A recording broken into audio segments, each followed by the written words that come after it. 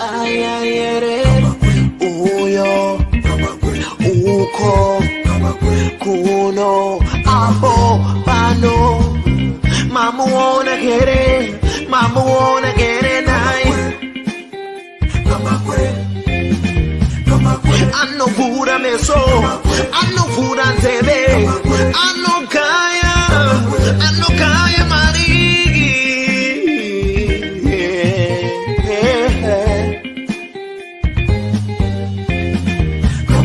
Doticom, Doticom,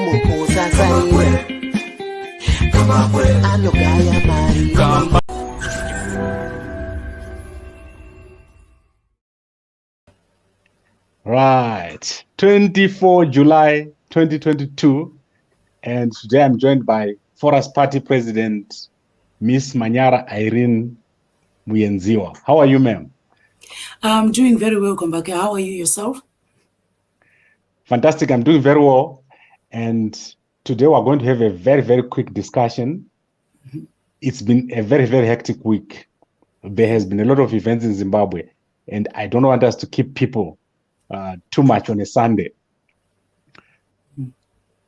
So let's start with a very, very important question, and that is to do with elections. You saw what happened in Chippinga and Kariba this weekend.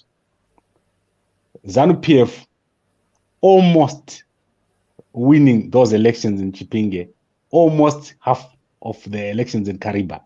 Why do you think ZANU-PF is doing so well in these elections where we expect the opposite to be happening? I think what you find is it can be two things if you're looking at it. One can be, I think, confidence of the citizens, and the other thing is vote apathy in terms of opposition itself. So if I'm looking at confidence, you're looking at the factions, the lack of confidence within voters, I think, for the opposition party. You're finding that I think a lot of factions, a lot of divisions, a lot of precarious moves that are not quite steady or structured in some sort of way for the opposition parties are actually causing people to lose confidence in voting for the opposition. I think you're having a system there whereby perhaps somebody would say you're better off with the devil that it being ZANU-PF itself, that there is some sort of structure that's there, even if it's not the party that you want to see in succession. Looking at the trajectory of the political ZANU-PF led party, you see that it's not people-centered. It's not a party that has actually brought a huge change economic-wise.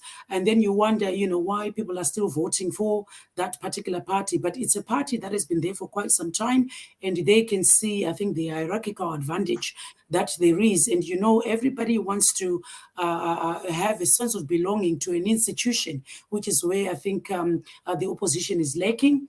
And then on the other hand is I think the vote apathy, if you're looking at the number of people that are turning out, to put in their vote cast, people have lost confidence in politics, if I can say, because it's the lack of direction, it's the lack of a policy-centered type of politics in Zimbabwe, whereby it's voting by who it's a matter of being told, vote so that I can give you a bit of something, I can give you handouts and that sort of thing, which does not extend, to any life living satisfaction of the people of Zimbabwe. So with that, you're having that sort of type of lack of interest within when it comes to politics in Zimbabwe. So if you look at it, I think those are the two things that I'll look at: the lack of confidence within the opposition party, and as well as vote apathy when it comes to politics in Zimbabwe. Okay, let's unpack what you just said. Let's start with Chippinga. I remember last week during our discussion, you mentioned that you are from that area. Right. So I've been to Chippinga. Yeah. There's almost no development there. There's one or two companies, but if you drive in Chippinga, it's almost the only development you see is the road that you're developing on, that you're driving on. Yeah. And you're saying these people have got apathy, the people of Chippinga. That's why ZANU-PF, the difference between ZANU-PF and CCC was less than 90 votes. That's right. Literally, it could have been an error for one party. The other person could have gotten the votes. Yeah. In the last election, the MDC, when it was united, it had almost double the votes of ZANU-PF, which means ZANU-PF is gaining ground. Yeah. Do you think people see ZANU-PF as a better option, or they see CCC not as an option? So what is it there? What is this which is forcing people to sit at home instead of voting for the opposition party? Yeah, I think it's a matter of who is the lesser evil, and if you look at it that way, none of them are. Like I've just said, I think if you've got a faction within a party and the lack of structures within that party, you find that, like I've just said, that does not give confidence to your voters. The lack of production on the other part of ZANU-PF itself, that does not give people the confidence to say, we really need to come out because we can see that our needs, our voices are being heard, and there is production and there is creation of employment. The livelihoods of people has not been changed. Actually, if you look at it, there is a huge depletion in the livelihood standards of the people of Zimbabwe, especially in the rural areas. So you'll find that ZANU-PF in some sort of way, like I've said, the better the devil that you know, could be something that people are going with, because you would have thought that the opposition would have gained, so much ground. But if you look at it, if you look at both parties, none of them actually won, in a way that you're expecting a landslide, over the other, because people have lost confidence. People don't want to know about politics. People are thinking that, politics right now, it's a self-serving type of politics that's just being used by those who are up there, those who are in government. When it comes to the opposition, those who are, perhaps, in the executive itself. But when you look at it to see will the satisfaction of livelihoods be filtered through to a community level, that's not being seen in Zimbabwe.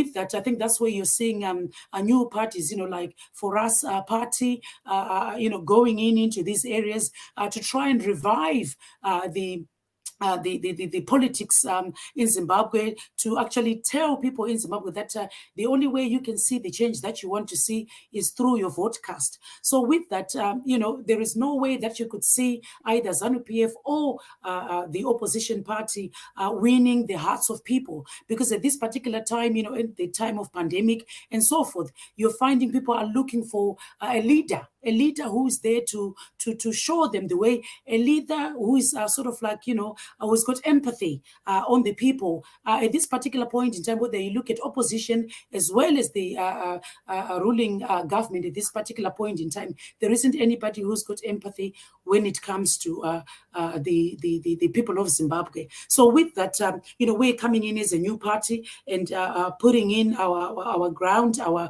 ethos, reminding the people of Zimbabwe that, a leader has got to be exemplary in the way that they lead the country. So without that, without anything that is tangible for the people of Zimbabwe to see, I don't see them coming out for these two particular candidates as we speak right now. So it's an open door that is there for the new political parties to actually come in and take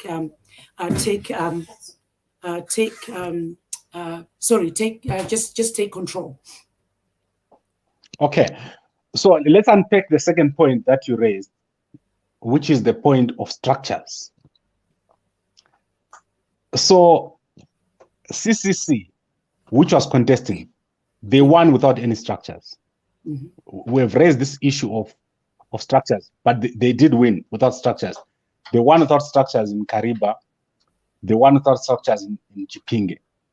Yourself as a party, do you have any structures? Yeah, we certainly do have structures, and I think with structures, then you can see that that will raise people's confidence.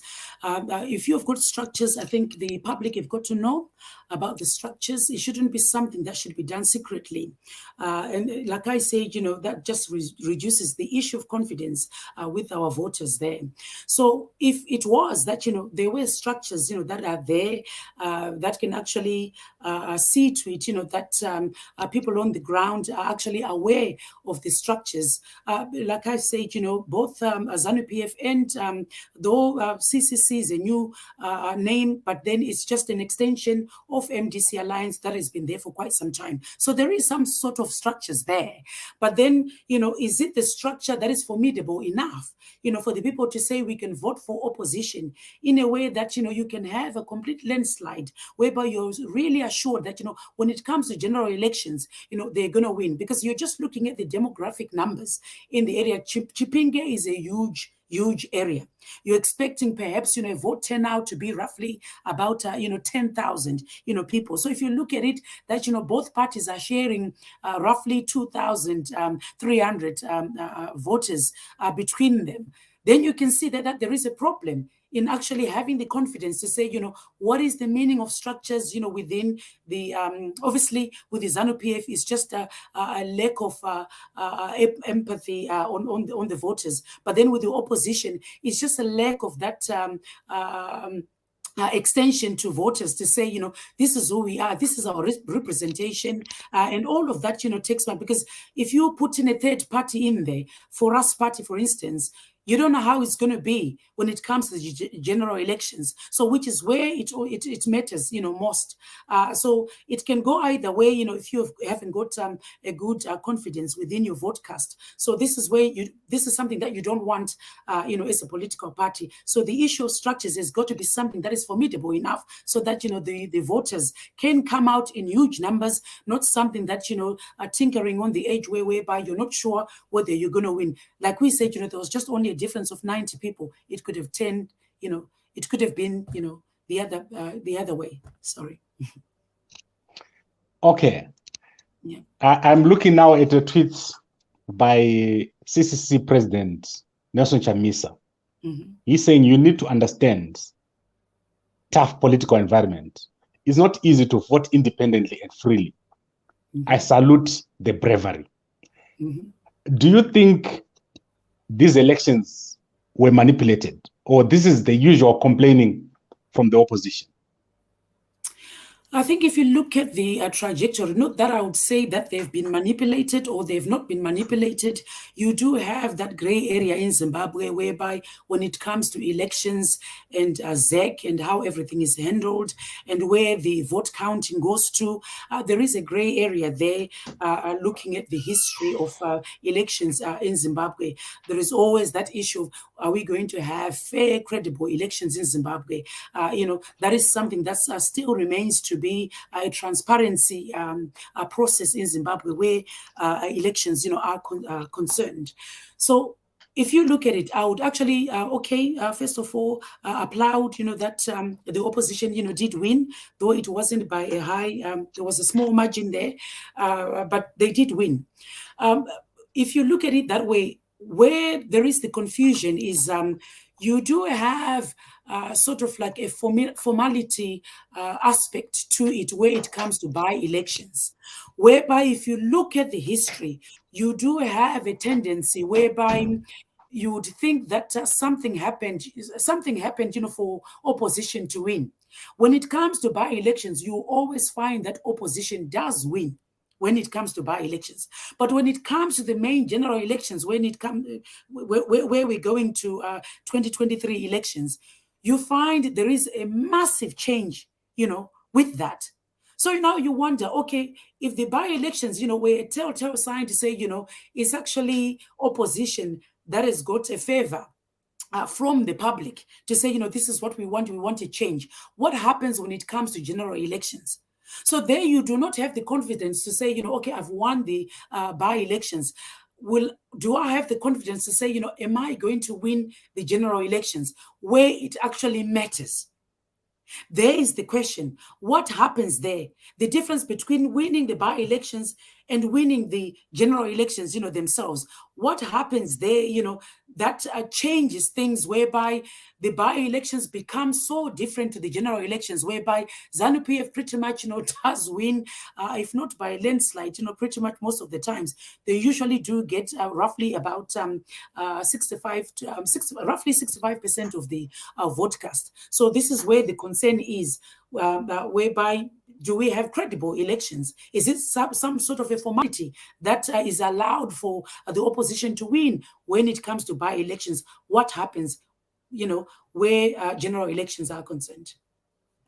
Okay, I'm displaying now on the screen a tweet by the US Embassy in Zimbabwe, in Harare. I don't know if you've seen this tweet. Go ahead, you can read it out.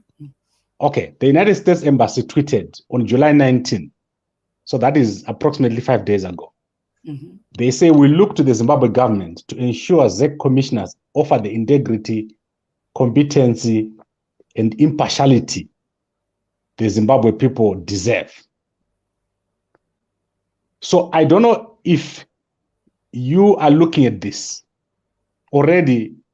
This is a sign that international observers or people from outside Zimbabwe, they've got question marks about the ZEC, which is the body that manages elections in Zimbabwe. Mm-hmm. The opposition is winning now, and there has not been any issues with ZEC. What is your view on this? Is this justified that the US Embassy tweets this, or is it something that is not justified? What is your position on this tweet? I still go back to what I've just explained, earlier on in regards to by-elections. You find when it's by-elections, there isn't that much of violence, or I hope that we are not going to see any violence come 2023. This is where I'm saying, what changes when it comes to the main general elections? Because if you're looking at the by-elections, you can see that the opposition has won. Never mind, whatever margin, there is to win. They have actually won the election. But when it comes to the general election, this is something that we want to see. The same thing whereby there isn't any violence within the communities, and there isn't any outcry from the opposition to say, where the results rigged, and all such things, that come with the gray area when it comes to the elections in Zimbabwe. So it's usually every 5 years. So everything else in between, like the by-elections, you find, there might be some sort of violence that's there. But if you look at it, even the previous by-elections that happened in March, you did see that it was only roughly about 1% of violence, that we did see. And then even with these elections that just happened, just a few days ago, there was no violence, at all. There could have been some sort of violence, whether it was verbal violence or whatever form of violence there was. But you don't find that within the by-elections. But when it comes to the general elections, something completely changes. The whole country changes to something that is so different to the atmosphere that we're seeing within the by-elections that just happened a few days ago. So now this is the question, like I've just posed the question earlier on, what happens when it comes to general elections? So this is something that we see, a projection of what has just happened, with the by-elections. That's something that we want to see when it comes to the general elections. So I hope that, this current climate of by-elections will be the same extension that we'll see when it comes to the general elections. So we do have, yes, other countries, voicing out their thoughts because of the history of violence when it comes to elections in Zimbabwe. But this is a test, that we want to see when it comes to the general election next year.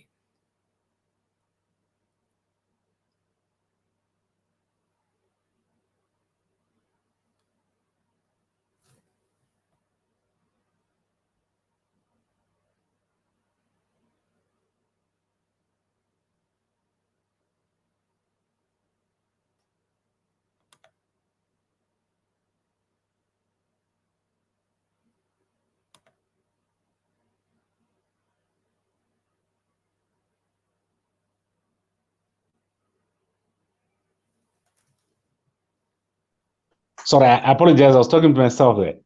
That's right. I'm saying I still want to go back to the issue of your structures. Yeah. Because in 2017, 2018, I spent months with opposition political parties here in South Africa. Yeah. Because Mugabe was not allowing people to campaign in Zimbabwe, they had to unfortunately come here to campaign.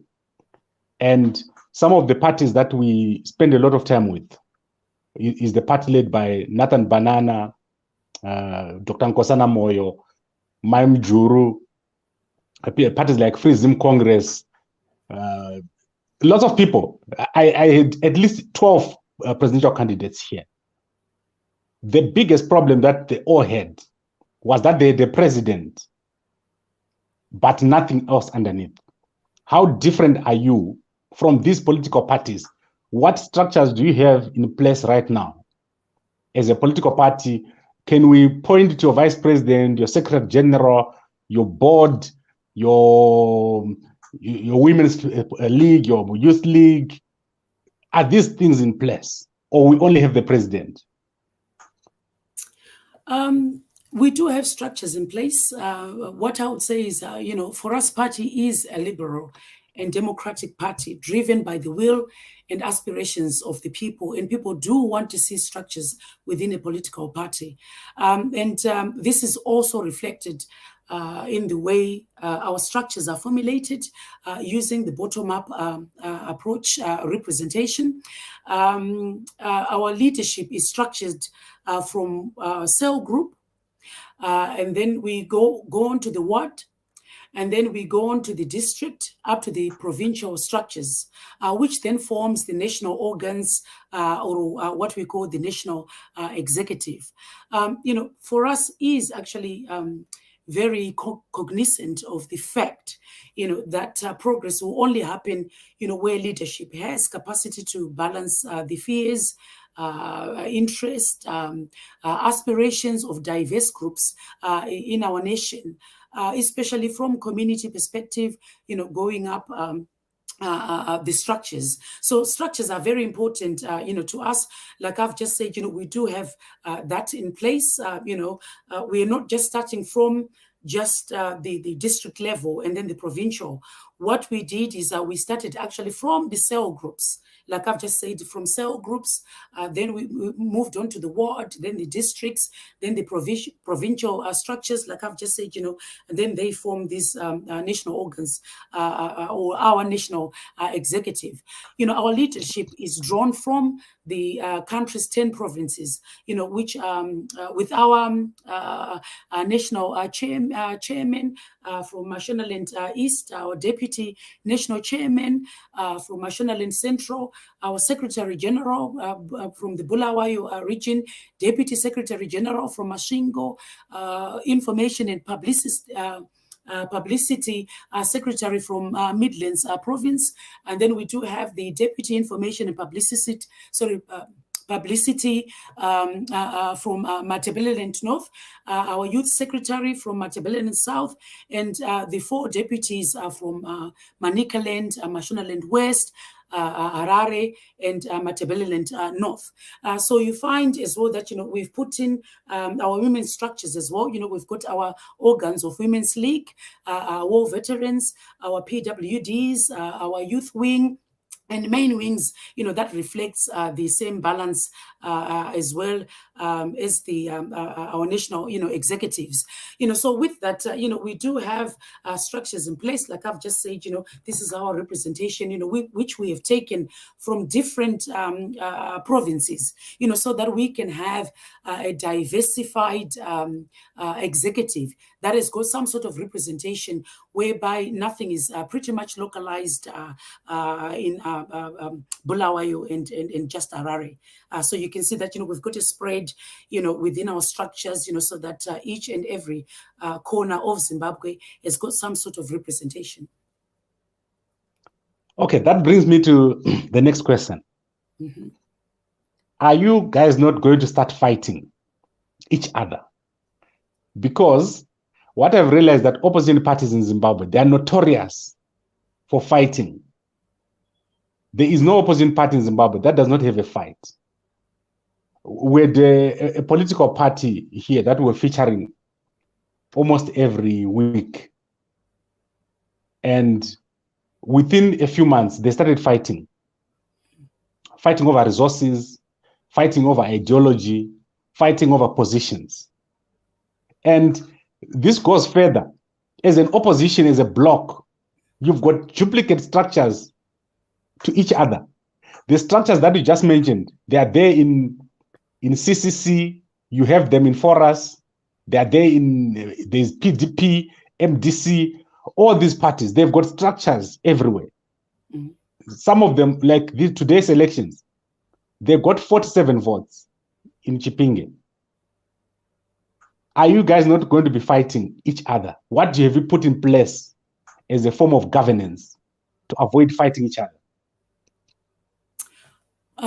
What you did say is it all comes down to the type of leadership that you have.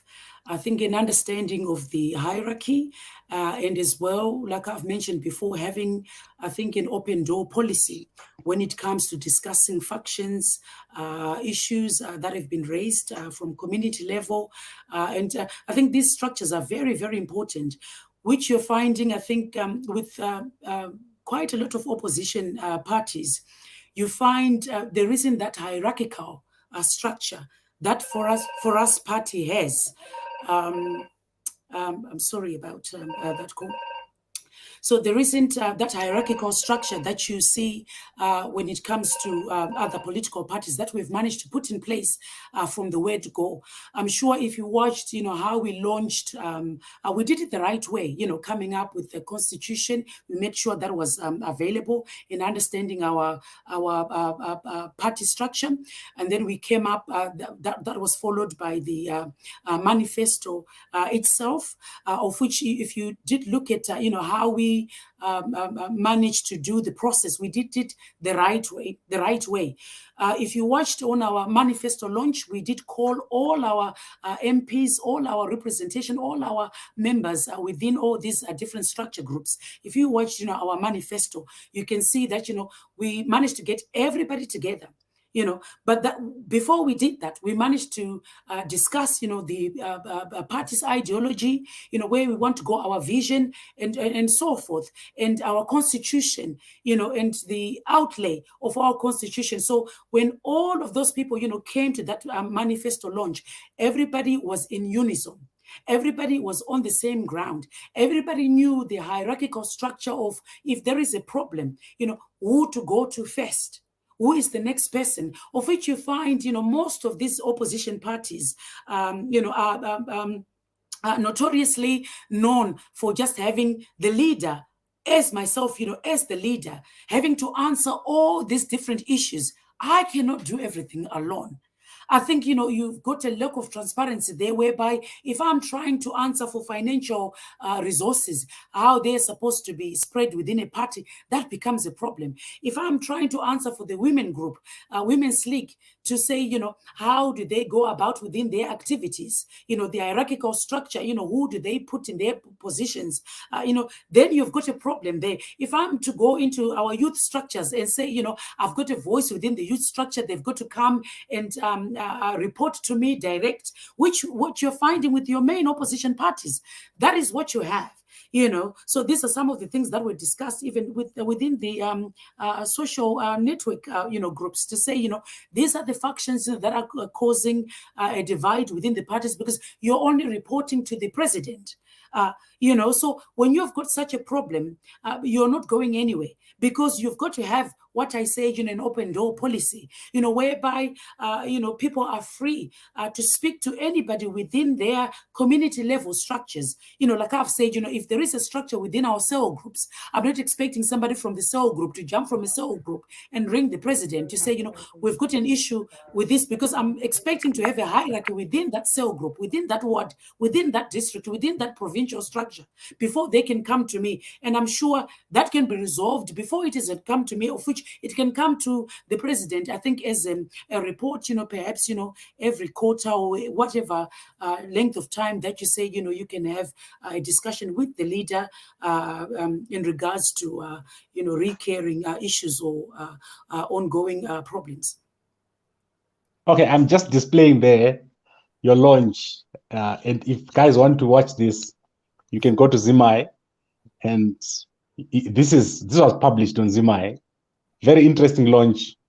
And I think what we'll do is I'll have a chat with Simba, and then we can republish this here for the audience at Gambakwe.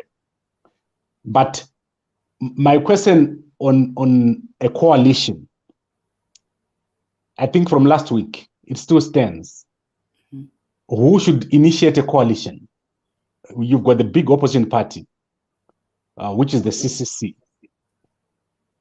Who should initiate the discussion on a coalition? Because it's clear that the opposition won't win without that coalition. There are so many opposition parties in Zimbabwe. You've got over 26 presidential candidates right now in Poland, before we even talk about other political parties. So it's clear that there will be no win for the opposition, because the opposition is not getting that landslide that you need to win the 75%. Who should initiate this conversation? Are you willing to go out there and start gathering other people around? And also, are you willing to work under other people? Not to be the president, but to be someone inside a structure, a coalition structure?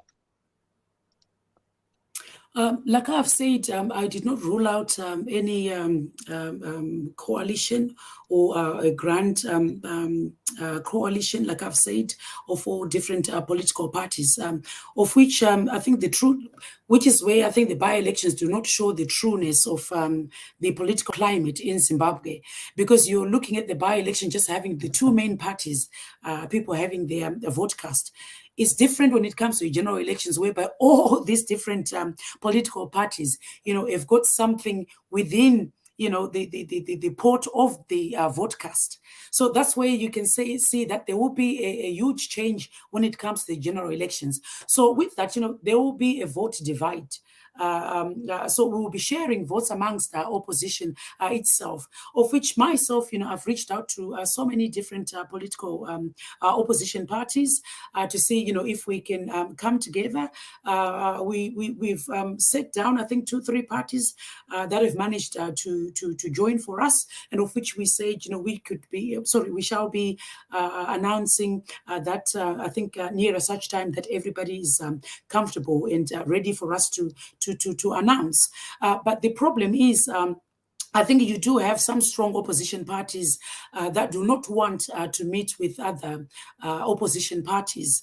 I've tried to meet up with main opposition parties, of which I've not had any reply or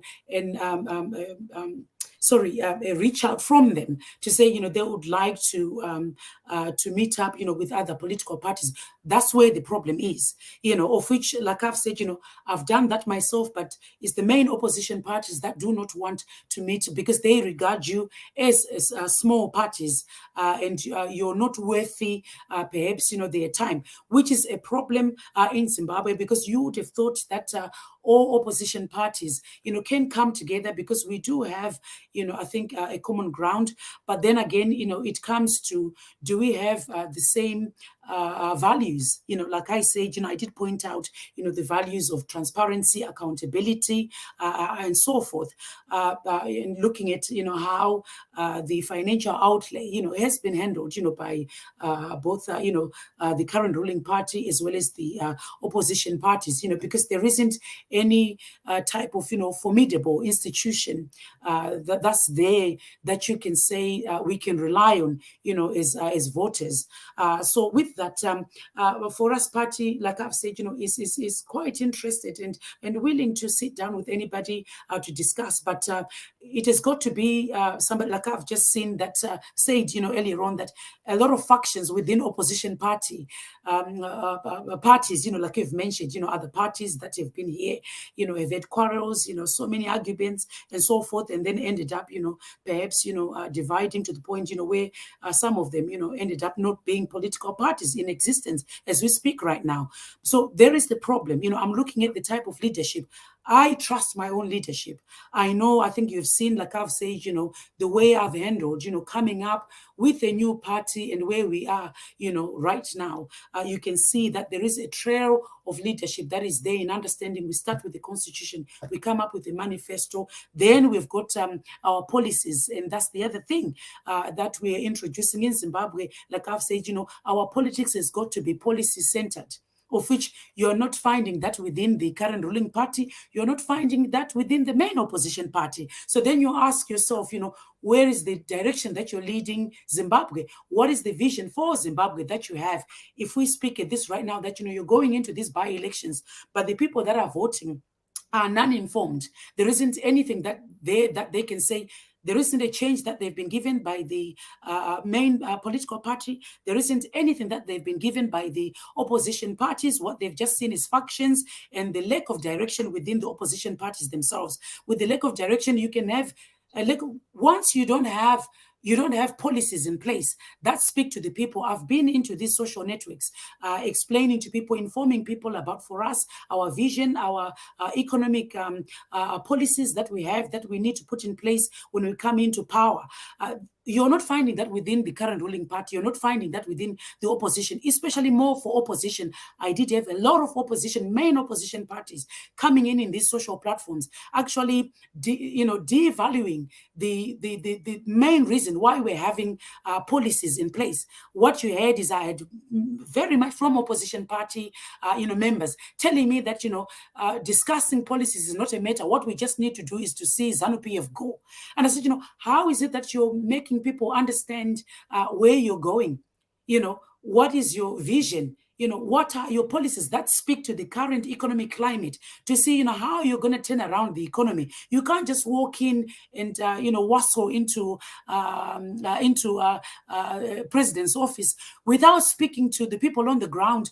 What are your policies? What is it that you stand for? Who are the investors? Are you speaking to the investors? What is it that you've put in place to speak to all these different people, whether it be indigenous, investors, whether it be international players, whether it be aid that we're being given, whether it be any private, public players that are out there, donors and so forth, that really need to speak to, look at the policies, that you have. This is something that we've done. We've gone out there, given everything that we have, our manifestos, our policies, to different investors, to say, this is who we are. This is what we need to change in Zimbabwe. So without that in place, then you wonder what sort of politics is being run by both the current ruling party and the main opposition party.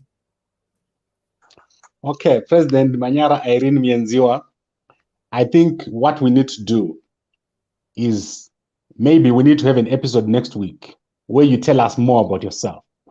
I know you said a lot, and we're starting backwards, so we need to go to understand you more. So maybe next week, let's do that. Let's have an in-depth understanding of where you're coming from, who you are, because obviously you're putting yourself up for the presidency. And that's not an easy job. And I always had this argument with, not an argument as such, but a discussion with Dr. Nkosana Moyo. When he came out, he said he's not going to have T-shirts. He's not going to go and have rallies. And he became a laughing stock of the 2018 elections, because his approach, although it was reasonable, it was so out of this world that people just said, this is not on. And although he's a great guy, he didn't do well. The Zimbabwe political landscape is extremely different from any other political landscape. Yeah. And I think the people that know how to maneuver this environment are the ones that know how to align themselves with the winning side. If if I can tell you right now, if you become a coalition person, like what Dr. Thokozani Kupe has done, I think that's an extremely interesting strategy, because she has been through the process of trying to do this by herself. And this is true for everyone in the opposition. They have tried to do this by themselves and it hasn't worked. Yeah. So let's see how we're going to push this. But next week, I hope that we'll be able to talk about yourself, your background, how you got into politics. I think that's an important conversation we have to have. Yes, yeah. If I can just point out, I think how we're different, I think from main party, opposition party, and perhaps I think you're talking about the type of approach that Nkosana Moyo was going to use. I think it all boils down, I think, to the issue of funding within political parties. I think putting out that regalia is something perhaps, that is a cultured type of politics that you find within Zimbabwe. I'm sure you're seeing ForUs Party, I think, is yet to follow the regalia culture type of politics in Zimbabwe, because that's what people understand, that if we are to be your member, this is what we're meant to be doing, to the point where I think the main opposition party has been there for quite some time. I think they're having to sell their regalia to their members, and so many things that are being put out there. But ForUs Party is completely different in that we did our research in understanding how the culture of politics in Zimbabwe is handled. Like you were saying, I think regalia is something that is a huge culture within Zimbabwean politics. For you to have a sense of belonging, I think you've got to be seen, wearing that T-shirt. You've got to be seen, putting those Zambias, on you. So you would say that I think Nkosana Moyo was alienating himself there from the, regalia culture of the Zimbabwean, politics. We have gone on to do that. And I think talking about Dr. Nkupe, I think standing as a standalone and equating to, I think, ForUs Party, I think we're quite, is perhaps, small as we might seem, but I think we've moved ground. There is a huge backing. It's just that I think the issue of accessing social media in Zimbabwe is very difficult, for the local Zimbabweans. You can only speak to them. You can only speak to the groups, and the only perhaps following that you can have is that from outsiders, those diasporans and those from the diaspora and or in the diaspora, and so forth. So you find we've covered so much ground to such an extent that I don't think we can equate ourselves to being a small political party, because the backing that we have and our understanding, and we've got people at heart, and I'm sure you can see if you're following our social media, the things that we've managed to put in place, of which you're finding even the main ruling party is following the steps that we're taking in giving out so many different schemes that are community based. You're seeing that the main opposition party is trying somehow to try and copy the same type of approach that we've used, of which you're thinking there have been parties that have been there for quite some time. There should have been people-centered parties, because they have been there, the main opposition party as well as the current ruling party. So for them to follow the footsteps of ForUs, the schemes that ForUs, the projects that ForUs are putting in place, every step that ForUs takes is what everybody is following, the ruling party as well as the main opposition party. Then you wonder who is the leader there, who's got true leadership. If everybody else can follow what ForUs is doing as the way to reach out to people, then it shows you where the true leadership is, where politics is concerned, and understanding, that you've got to have people at heart. Okay, thank you very much, President Manyara Irene Mienziwa. Is there anything else you want us to talk about before we close?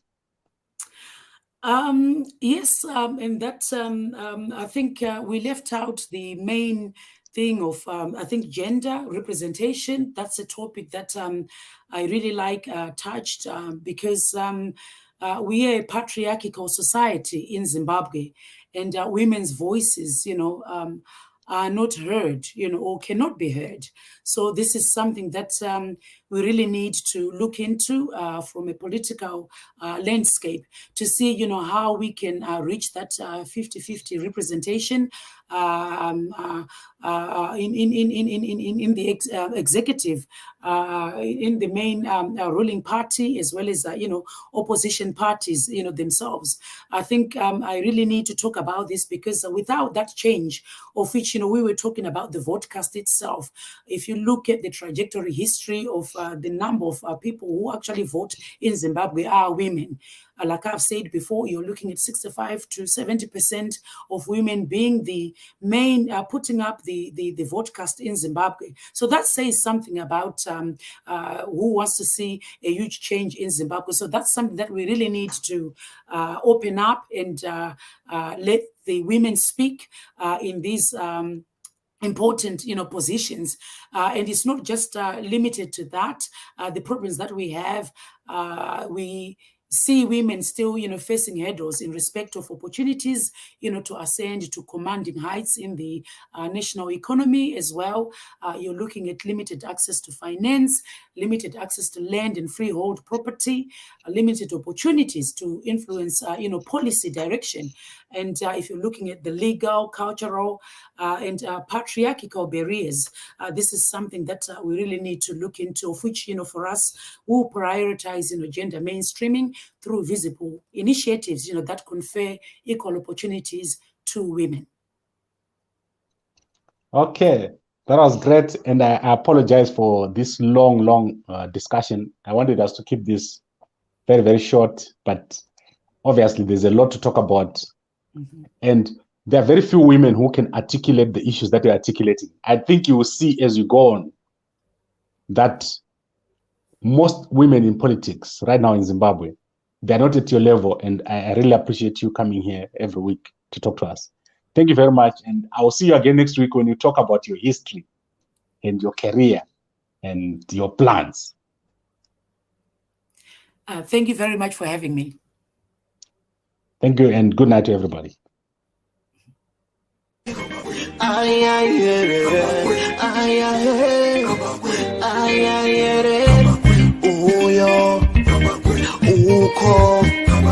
Kuno aho pano mama wanna get it nice.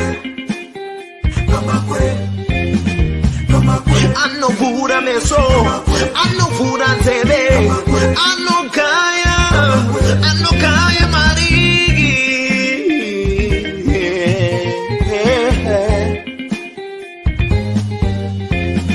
Kama kweto tikom, kweto tikom usasaire.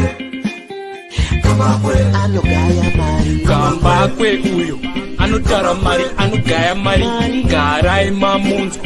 Paninya pano zvamunoda kunzwa zvinotoro pano madiko kumunzwa mugovane.com kamba kwe vanogaya mari vanotara mari vanosiya mari kamba kwe vanotara